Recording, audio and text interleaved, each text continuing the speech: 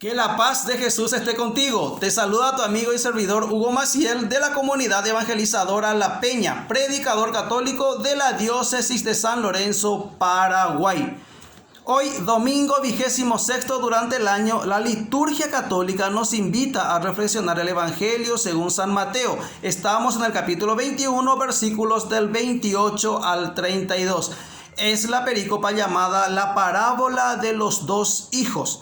Ese es el Evangelio de hoy. Como siempre decimos, ubicamos primero para entender el texto en su contexto. ¿Qué hay antes? ¿Qué hay después? ¿En qué contexto lo dijo? ¿A quién se refiere? ¿Quién es el autor del Evangelio? Son cosas importantes.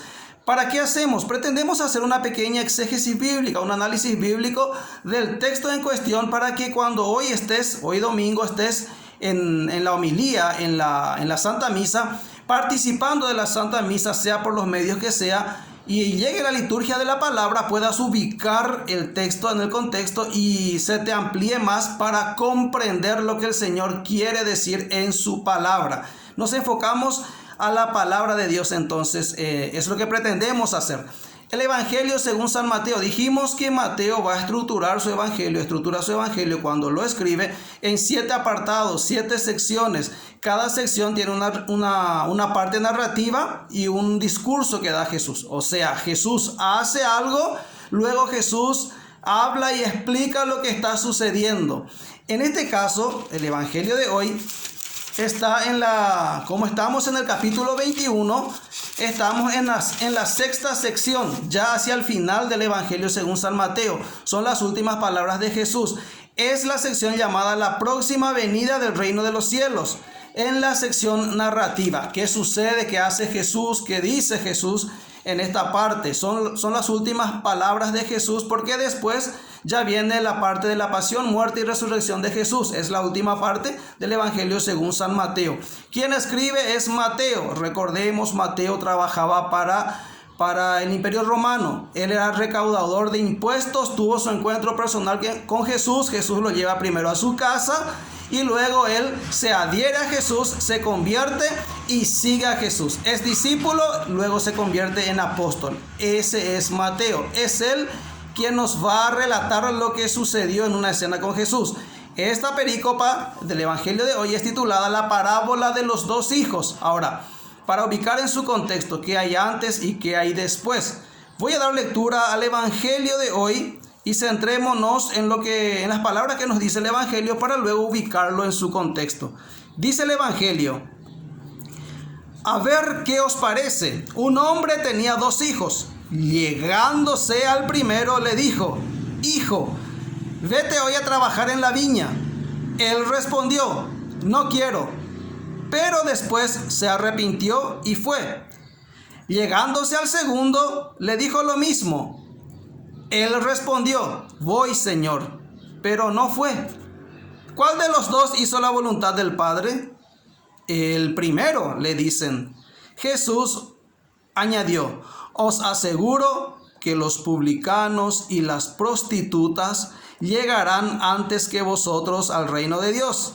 Porque vino Juan a vosotros por camino de justicia y no creísteis en él, mientras que los publicanos y las prostitutas creyeron en él, y vosotros ni viéndolo os arrepentisteis después para creer en él.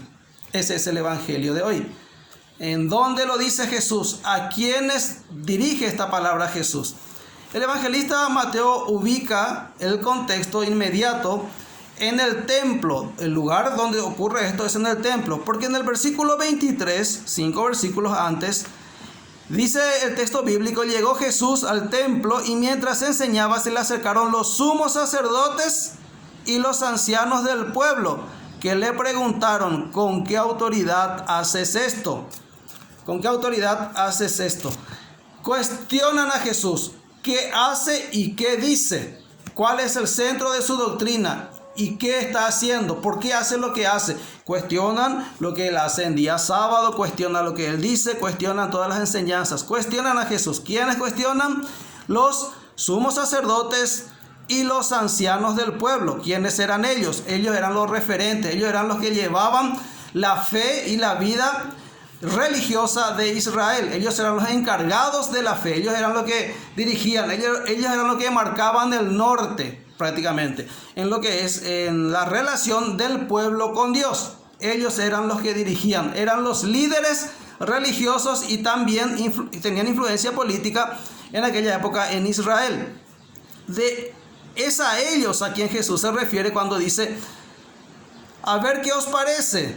Un hombre tenía 2 hijos. Empieza esta parábola de los 2 hijos.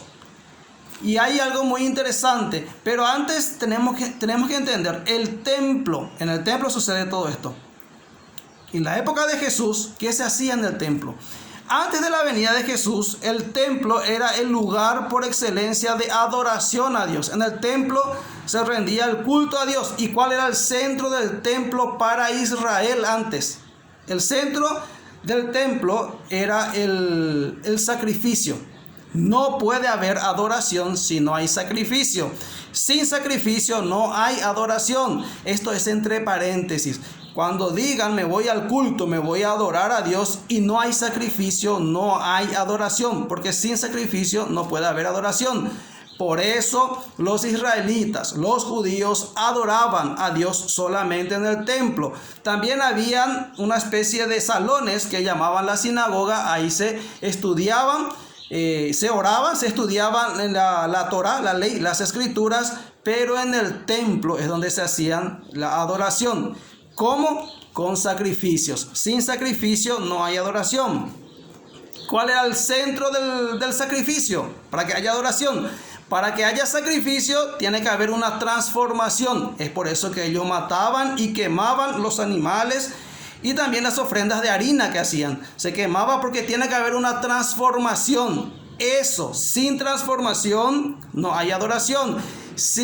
No hay sacrificio, y sin sacrificio no hay adoración. Entonces, ¿qué es lo que se hacía en el templo? Adorar a Dios. Y todo esto que se hacía antes en Israel, en el Antiguo Testamento, ya en la época de Jesús. Para que haya adoración real y verdadera tenía que haber la presencia de Dios. Pero en la época de Jesús, en el templo, ya no estaba la presencia de Dios. La sombra del Altísimo, la Shekinah, la presencia de Dios ya no estaba en el templo. Ese culto ya no pintaba para nada. ¿Por qué? Porque el arca de la alianza ya no estaba, el arca del pacto ya no estaba. La Shekinah de Dios, la presencia de Dios, que Dios se haga presente realmente ya no existía en el templo. Entonces, ¿para qué estaba el templo? Eran administrados por los sacerdotes. Y justo en la época de Jesús, nunca en la historia de Israel hubo 2 sumos sacerdotes. Había una crisis política, una crisis social, una crisis religiosa. Un sumo sacerdote era legal, el que tenía que hacer por sucesión. Recordemos, el sacerdocio antes era por sucesión. Y luego el otro fue puesto por Roma. Entonces habían 2 sumos sacerdotes. Recuerden a Anás y Caifás. Nunca antes hubo 2 sumos sacerdotes. Esto del templo y esto de los sacerdotes, de los sumos sacerdotes, ya el culto a Dios estaba corrompido. Ya estaba corrompido en la época de Jesús. Y eso es lo que Jesús viene a criticar. Estos le enfrentan a Jesús diciéndole: ¿con qué autoridad haces esto? Entonces Jesús les va a decir a ellos, Jesús también les va a hablar a ellos. Jesús les va a decir, mientras enseñaban los sacerdotes y los ancianos le preguntan: ¿con qué autoridad haces esto? ¿Qué responde Jesús? ¿Quién te ha dado autoridad? Jesús le respondió: también yo os voy a preguntar una cosa, dice Jesús. Si me contestáis a ellas, yo os diré a mi vez con qué autoridad hago esto. ¿De dónde provenía el bautismo de Juan? ¿Del cielo o de los hombres? Y ellos discutían entre sí. Si decimos que es del cielo, nos dirá: entonces, ¿por qué no le creísteis? Pero si decimos que es de los hombres, tenemos miedo a la gente, pues todos tienen a Juan por profeta. Así que respondieron a Jesús: no sabemos. Él les replicó entonces: pues tampoco yo les digo con qué autoridad hago esto. Ahí está el choque de las autoridades. Los sumos sacerdotes y los ancianos eran los sabios, los directores, lo que serían hoy los grandes, los jerarcas, los que gobernaban, los que tenían la precisa, los que mandaban. Eso eran los ancianos. No eran los que tenían más edad. Y eran puestos de relevancia en la sociedad y en la religión de la época. Entonces Jesús le dice, bueno, si ustedes no me dicen, yo tampoco les digo con qué autoridad hago esto. Jesús sobrepasa la autoridad de ellos. Jesús sí, porque Jesús sí hablaba con autoridad. Entonces viene la parábola, la parábola de los dos hijos. Dijimos que el templo es el lugar donde está sucediendo esto. Jesús sabe que el templo ya no pintaba para nada, pero ¿por qué va Jesús al templo? Si el templo está corrompido, si ya no se puede adorar a Dios.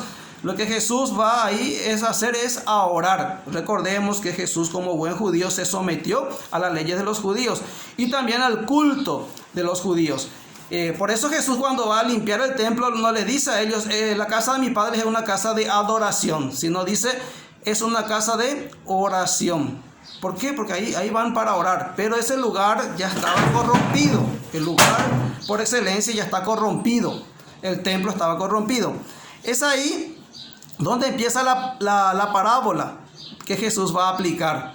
Después, dicho todo esto, habla de una parábola. Un hombre tenía dos hijos. Va y le dice al mayor, hijo, atender bien esa palabra, hijo. ¿Cómo lo trata? Con una relación filial, hijo. Lo trata como hijo.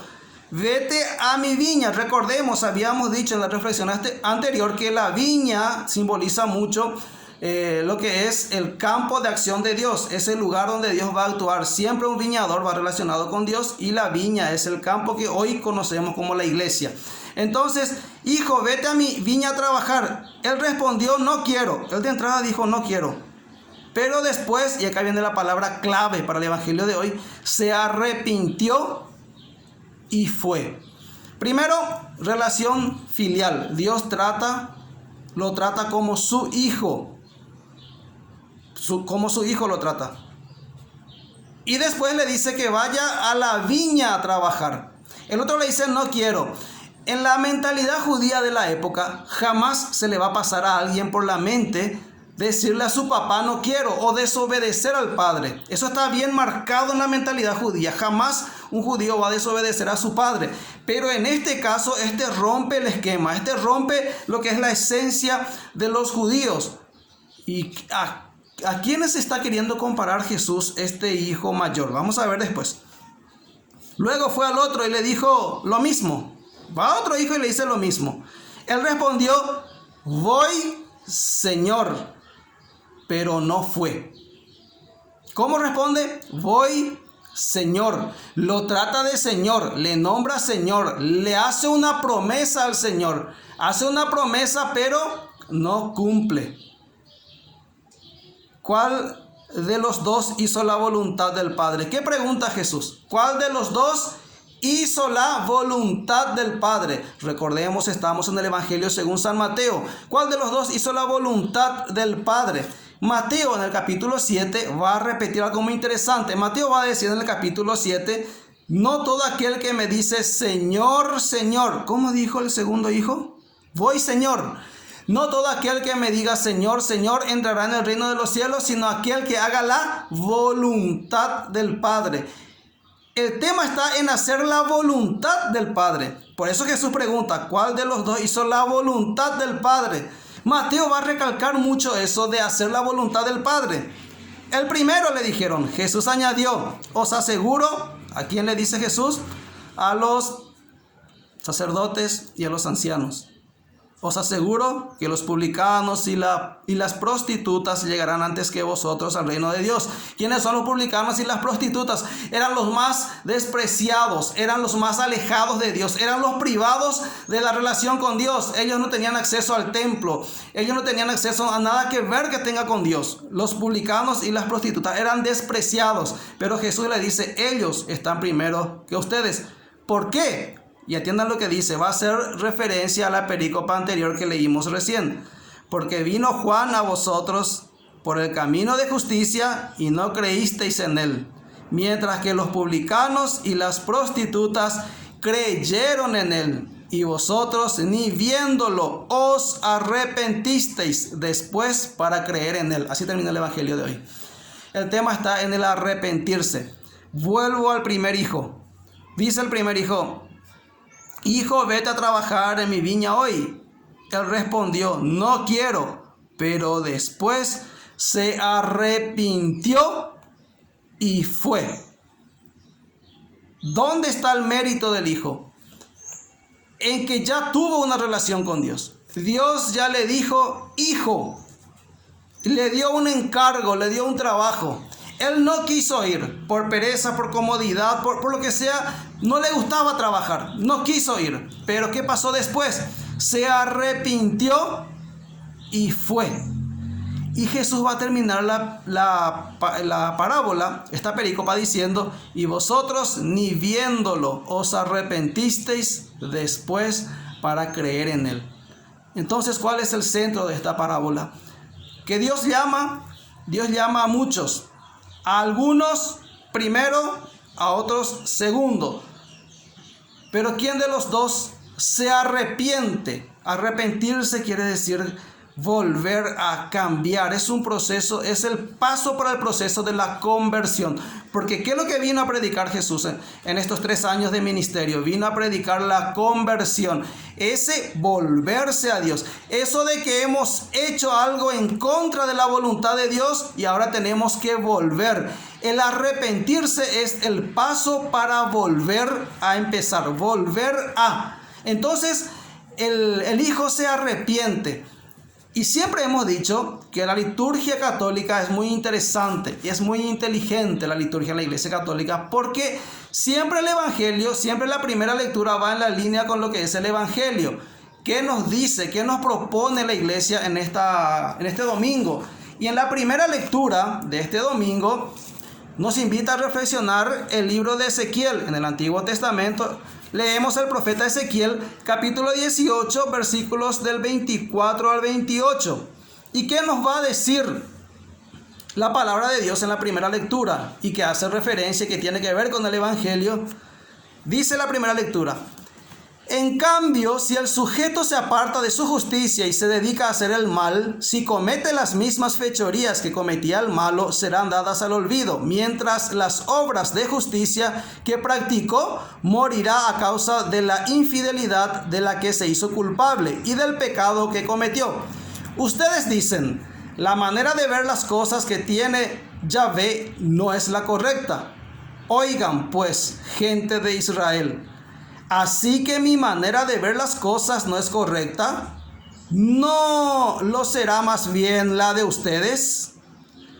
Cuando el justo se aparta de la justicia y comete el mal y por eso muere, muere por culpa de la injusticia que cometió. Del mismo modo, si el malvado se aparta de la mala vida que lleva y actúa según el derecho y la justicia, vivirá.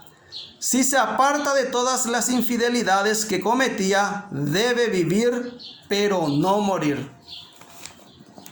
Eso se engloba con lo que acabamos de decir, el arrepentimiento y la conversión, el centro de la predicación de Jesús. La Iglesia también a lo largo de los siglos ha ido meditando la palabra de Dios y los discursos dados por Jesús. Recordemos, habíamos dicho, el Evangelio según San Mateo hace mucho énfasis en qué es hacer la voluntad de Dios. ¿Cuál es hacer la voluntad de Dios? Mateo hoy, en el capítulo 21, Mateo en el capítulo 7 va a decir, no todo aquel que me diga Señor, Señor entrará en el reino de los cielos, sino aquel que haga la voluntad de mi Padre, que el que se arrepienta y haga lo que el Padre dijo, como este hijo que se arrepiente. También Mateo es quien nos va a enseñar la oración del Padre Nuestro. ¿Y qué nos va a decir Mateo en la oración del Padre Nuestro? ¿Cuál es la relación que tiene que tener el Hijo con el Padre? Padre, hágase tu voluntad, aquí en la tierra como en el cielo. Hacer la voluntad del Padre.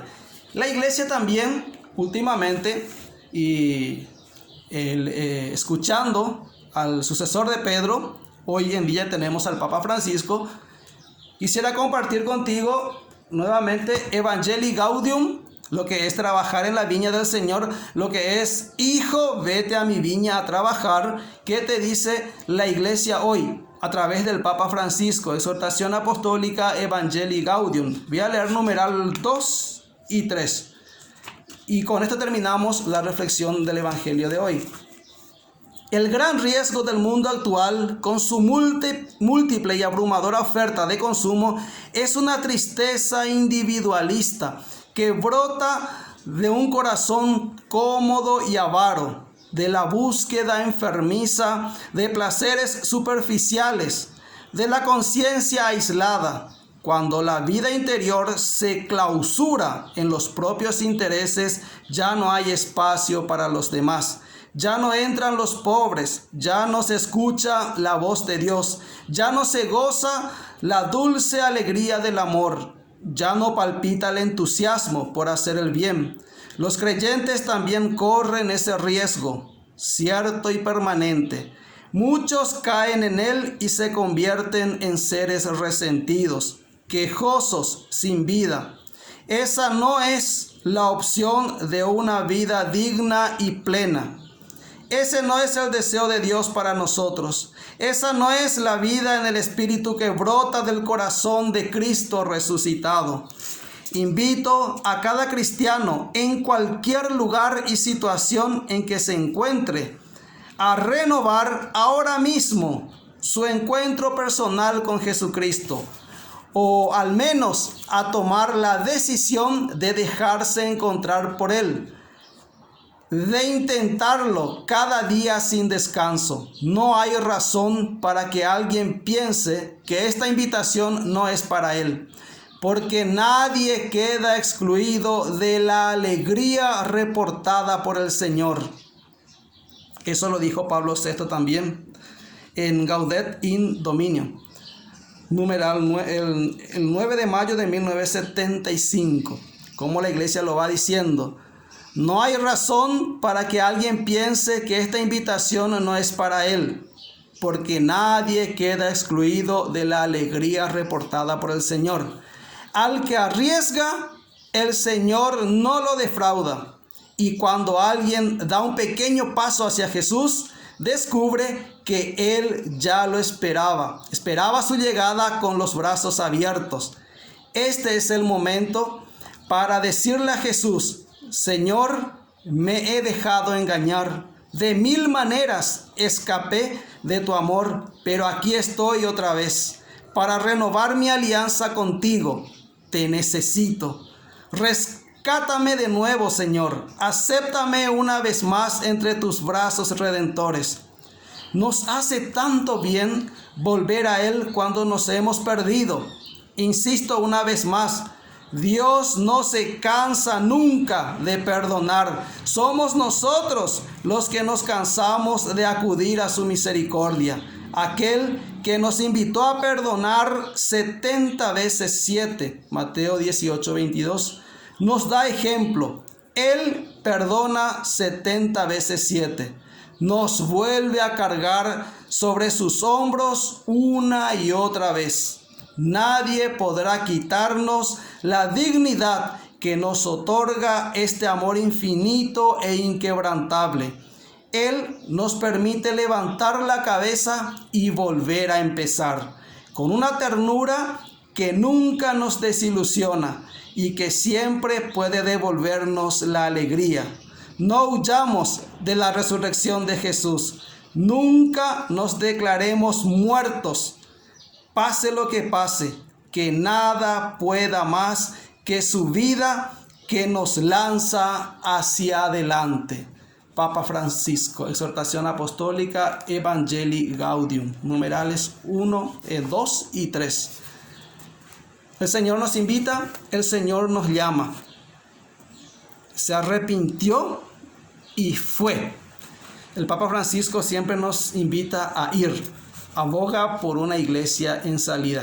Les invito a salir de nuestra comodidad y a buscar hacer la voluntad del Padre. No todo aquel que me diga Señor, Señor, entrará en el reino de los cielos, sino aquel que haga la voluntad del Padre. Hoy conocemos que era el templo de Jerusalén. antes y en la época de Jesús. ¿Cómo tiene que ser el templo hoy?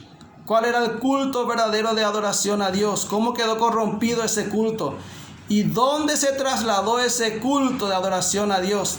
Si el arca de la alianza ya no estaba en el templo, si ya no había sacrificios en el templo, hoy Israel no puede adorar a Dios. ¿Por qué? Hoy los judíos no pueden adorar a Dios. ¿Por qué? Porque ya no hay templo. ¿Dónde se trasladó el templo? ¿Dónde está el arca del pacto, el arca de la alianza? Eso lo vio Juan en el Apocalipsis, el arca de la alianza. Vio en el Apocalipsis, el culto se trasladó al cielo. Nosotros tenemos un culto verdadero de adoración a Dios, donde hay sacrificio y hay transformación, donde une el cielo y la tierra. Ese culto se llama la Eucaristía. Hoy Santa Misa, hoy domingo, día del Señor, día de la Eucaristía. Compartimos el Evangelio para acrecentar nuestro conocimiento sobre la palabra de Dios. Invitadísimos a compartir esta catequesis, esta reflexión, y también invitados a suscribirse al canal Predicador Católico Hugo Maciel. Es un espacio, es un lugar que hicimos para reencontrarnos, para encontrarnos en este sitio donde hoy en día nos es más fácil tal vez encontrarnos y compartir lo que tanto nos gusta, que es la palabra de Dios. Compartir la palabra de Dios, conocer más a Dios. Invitados a suscribirte, a compartir, y como siempre decimos al final, fuerza, que Dios te bendice.